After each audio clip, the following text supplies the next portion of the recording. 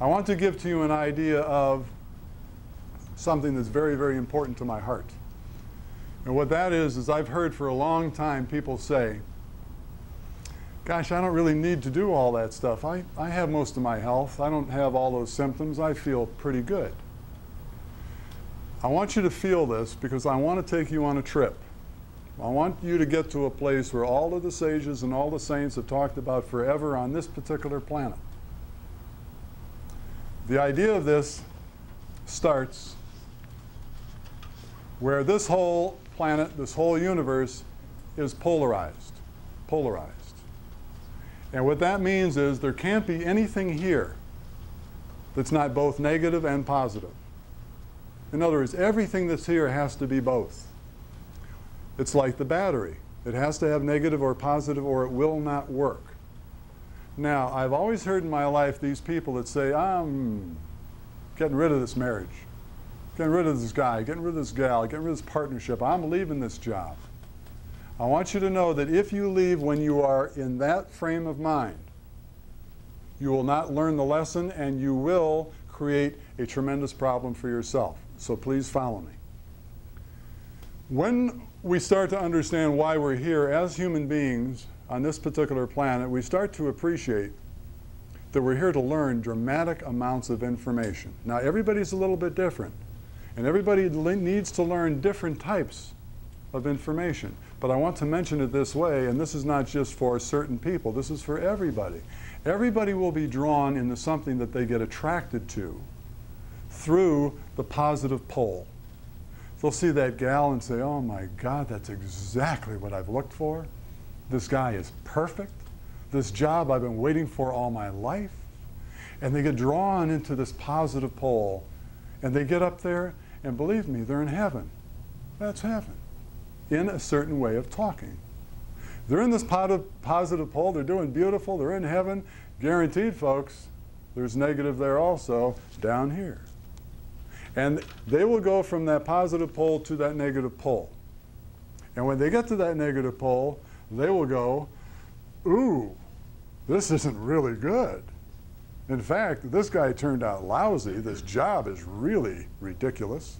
This girl is not what I thought she was. And I'm getting out of here. You know, the whole saying right now, the slang is, I'm out of here. You know, it's a fad to say that now. I'm out of here. If you're out of here and you leave from the negative pole, guaranteed, you will leave with that negative energy. You will leave that negative energy and you will not have learned the lesson of that education. Because we are drawn into anything to find something out. Now, the thing that I am suggesting is this. Understand that when you're in that negative pole, you're saying, this isn't really too good. I want you to remember that there's a guarantee that that positive pole is still there. I want you to go back there. Now, how do you get back? Remember what drew you to it in the first place. That's all you have to do. And in 5 seconds or 5 weeks, you will get back there. Now, when we get back to the positive pole, we got 2 great decisions.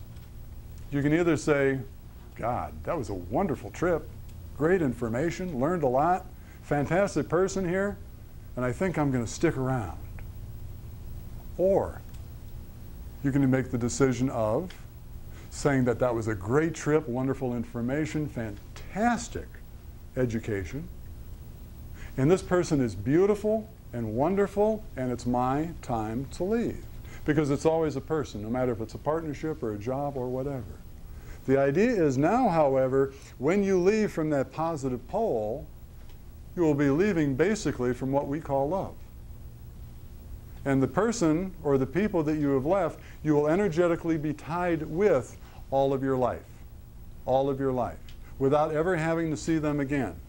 So make sure that you understand positive, negative, positive. Learn the lesson. If you don't learn the lesson, you'll have to go from that negative pole, meet that same type of lousy guy, that same gal that didn't work out at all, and that job that just didn't do the education you were looking for. Get back to that positive. Now, the thing I'm talking about to further this understanding so you can feel it is in '74, when I was a principal of a stock brokerage company, and there was kind of a crash in the market. not too many people remember it, but I lost 2 stockbroker friends. And one of them was very, very close to me. His name was Don, and he went from being a stockbroker and he went to pump gas at a gas station. Now, I don't know if you can appreciate this, but here is a male stockbroker who has a tremendous amount of understanding of ego and image and reflection, and he goes from being in that energy to pumping gas in a gas station. I went over to see him, and I said, Don, how are you? He says, absolutely horrible. I said, I'm sorry to hear that. I'll see you sometime real soon. This was a great education for me, by the way. Weeks later, I went back to see him. I said, Don, how you doing? He said, Dino, my friends call me Dino. Dino, I'm doing absolutely fantastic. I couldn't believe it. I thought he was on dope. I thought he was whacked out. He wasn't. He was totally straight, beautiful, in balance. And I said, Don, why are you doing well? He's still pumping gas. He said, well, I'll tell you. I started thinking, I'm putting this gas in these cars and I'm helping people see new places, see new horizons. This is a kick. It's pretty good. I couldn't get over it. I want you to know within about 2 or 3 weeks after that, he was invited into the finest partnership he was ever invited into in his life, and he's still in it. What am I talking about? He went from that positive to negative to positive. Everything here has both. Make sure that you appreciate what you're drawn into, where you go, and what you are learning. Now, let me say it in another way. Remember all those friends and clients I had that were extremely rich? You know, all the toys and the equipment, the Lamborghinis and the jets and all this stuff? Well, these folks, and I'm not going to mention any names, but it was right in Miami.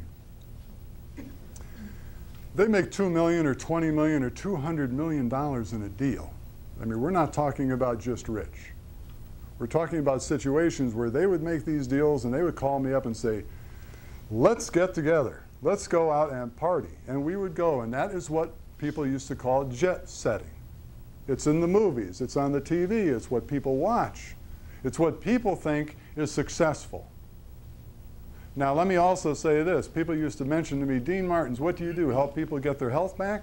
Is that what you do? Teach them how to get healthy?